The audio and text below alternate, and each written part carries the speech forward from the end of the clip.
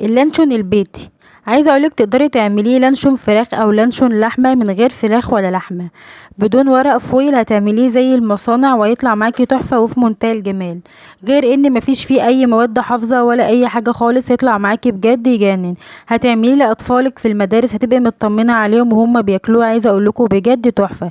الطريقه سهله وبسيطه، وهيعمل معاكي كميه بسم الله ما شاء الله تكفيكي اقل حاجه شهر، وهيطلع معانا اسطواني شكل اللانشون بالظبط. وعايزه اقولك طعمه بجد هيبقى تحفه. يلا نبدأ بسم الله ونشوف وصفتنا قد ايه سهلة وبسيطة. اول حاجة هجيب عندي شفشق الخلاط او الكبة، هضيف فيه 6 عدد بيض. بعد كده هنزل فيه ب6 خرط جبنة نستون، اي نوع انت مفضلاه طبعا. انا حطيت 8، مفيش مشكلة خالص. بعد كده هضيف كوباية وربع من الدقيق زي ما انتوا شايفين بالشكل ده اهو. بعد كده هنزل بنص كوباية من الزيت، وطبعا اختاري نوع زيت يكون كويس. بعد كده هضيف معلقتين كبار من نشا الذره زي ما انتوا شايفين اهو. بسم الله ما شاء الله، مفيش اسهل ولا اجمل من كده. طبعا لو انت عايزه تطعمي بقى التركايه القمر، تقدري تجيبي بقى يعني مرقه دجاج لحمه او مرقه دجاج فراخ، ومن هنا بقى تقدري تحددي اللانشون بتاعك اذا كان بالفراخ او لحمه من غير فراخ او لحمه.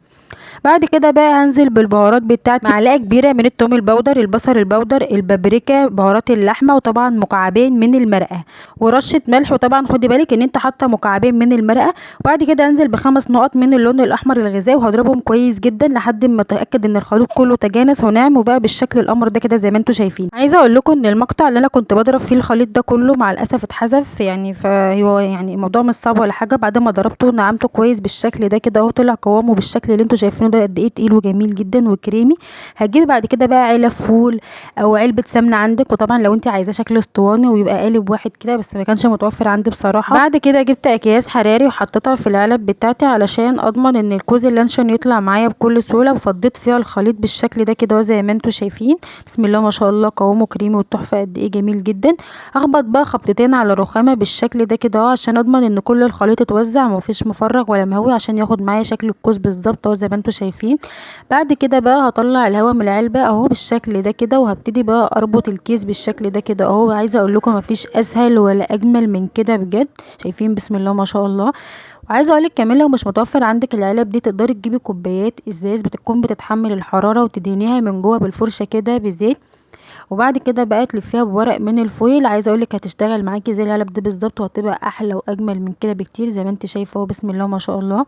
هنا بقى كنت بلف العلبه بورق فويل علشان انا عايزه اغطي العلبه من فوق وطبعا علشان التصوير وكده، بس الخطوه دي مش مهمه يعني. بس طبعا اهم حاجه لازم تغطي اللانشون من فوق علشان طبعا السوا، وتضمني السوا بتاعه زي ما انتوا شايفينه. بسم الله ما شاء الله.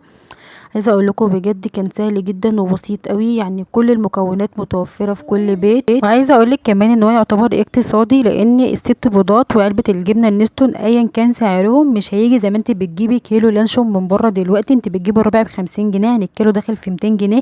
انت مش هتكلفيه كله على بعضه 50 جنيه، يطلع معاكي كميه كبيره جدا ويطلع تحفه وفي منتهى الجمال. غير انك عاملاه في البيت وولادك هياكلوا حاجه وانت مطمنه وضامنه نظافتها زي ما انت شايفه كده، وطعمه مش هيفرق حاجه عن اللي بره. وطبعا لو انت عايزه اللانشون بالزيتون او بالفلفل الاسمر، تقدري وانت بتفضي الخليط تحطي شويه من الفلفل الاسمر، وتكملي بقى تصبي الخليط عادي على شويه من الزيتون اللي انت حباه. انا بصراحه ما كانش متوفر عندي وفضلت ان انا اعمله ساده افضل.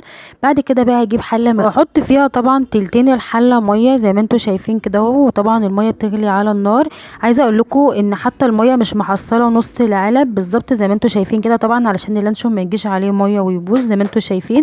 يعني تحط علب اللانشون بتاعتك ايا كان حجمها ما يكونش حتى الميه محصله النص زي ما انتوا شايفين كده اهو بكل سهوله. عايزه اقول لكم هيستوي يطلع معاكي تحفه وفي منتهى الجمال. عايزه اقول لك كمان عشان تضمني السوا، اللانشون هتحطيه على نار عاليه 5 دقايق يغلي في الميه كده زي ما انتوا شايفين، وبعد ال5 دقايق هتوطي عليه بالظبط ساعه بالظبط. هيقعد معاكي ساعه مش اكتر من كده زي ما انت شايفه. وبعد كده هتختبريه مجرد ما تحطي فيه خله او السكينه بالشكل ده كده، ويطلع معاكي زي ما انت شايفه كده نظيفه جدا مفيش فيه اي مشكله، تعرفي ان اللانشون بتاعك استوي زي ما انت شايفه اهو. بسم الله ما شاء الله. بعد ما قعد ساعه بالظبط طلعته بقى كده، سبته يستهدى بره في المطبخ حوالي نص ساعه. وبعد ما طلع كل الدخان اللي فيه ضمنت ان هو برد تماما، دخلته بقى التلاجة حوالي ساعتين علشان يمسك واعرف اقطعه زي ما انتوا شايفين، لان طبعا لو انا قطعته وهو سخن هيفضل يفرول معاكي ويطلع معاكي هري كتير. بعد ما قعد ساعتين ساعتين في التلاجة زي ما انتوا شايفين. بسم الله ما شاء الله، شلته بكل سهولة من الكيس زي ما انتوا شايفين. تحفة بجد. شايفين قالب لانشون بجد خطير زي ما انتوا شايفين. بسم الله ما شاء الله. عايزه اقول لكم ان الكميه دي بجد لو بتجيبيها من بره هتكلفك كتير جدا. لو انت وزنتيها على الميزان هتلاقي اقل حاجه في الكوس ده يعدي معاك النص كيلو من بدري. شايفين بتقطع ازاي؟ بسم الله ما شاء الله، ولا بيفرق مني ولا بيتهرى ولا اي حاجه من دي خالص. شايفين بسم الله ما شاء الله، شريحه لانشون بجد تحفه. شايفين جميل جدا وسهل وبسيط قوي. صدقيني مش هيكلفك لو انت بتجيبيه من بره، غير ان بره ده بجد والله العظيم مصيبه لوحده. تنضيف جدا، ضمناه في البيت، ولادك هياكلوه وانت مطمنه. هينفعك كتير جدا في سندوتشات المدارس. عايزه اقول لك اقل حاجه تعمليهم لانشون لمده شهر زي ما انت شايفه كده. بسم الله ما شاء الله. شايفين تقدري طبعا تعملي لهم في البيت، تشوحي اللانشون وتحطيه في البيضه يطلع معاكي برده تحفه وفي منتهى الجمال. عايزه اقول لك كمان تقدري تعمليه في البيتزا، تحطيه على البيتزا كده من فوق هيبقى برده خطير. يعني هتشغليه في حاجات كتير جدا جدا زي ما انت شايفه. بسم الله ما شاء الله، قوامه تحفه بجد وكان ريحته بجد خطيره، ما يفرقش حاجه عن الجاز. جربي صدقيني هتعتمديه على طول بالشكل القمر ده كده زي ما انتوا شايفين. بسم الله ما شاء الله. قومي يلا جهزي لي ولادك، وفي التلاجة حطيه في السندوتشات جهزيه زي ما انت شايفه كده، وبألف هنا على قلبهم يا رب. بسم الله ما شاء الله، قد ايه سهل وبسيط وخطير. شايفين الجمال والحلاوه؟ بسم الله ما شاء الله. لانشون ده ولا مش لانشون بقى يا متعلمين يا بتاع المدارس؟ لا طبعا لانشون، واحلى من اللي احنا بنجيبه من بره بكتير. كفايه ان احنا عاملينه في البيت. حداكي بقى لو انت وزنتيه هيطلع معاكي كيلو الا ربع. بسم الله ما شاء الله. شوفي بقى هتجيبيه من بره بكام. وطبعا ده كان الفيديو بتاعنا النهارده. ادعمونا بلايك للفيديو واشتراك بالقناة، فهذا يدعمنا كثيرا.